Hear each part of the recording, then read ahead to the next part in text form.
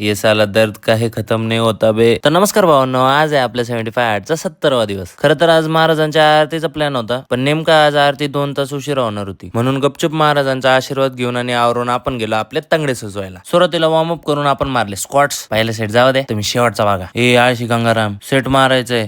नाही तर मग केले डोळे बंद, महाराजांना आठवलं आणि म्हणलं जय भवानी. मागच्या वेळेस तर 2 पण नव्हते आले, यावेळेस 6 आले. 6 याला म्हणतात ना प्रोग्रेस.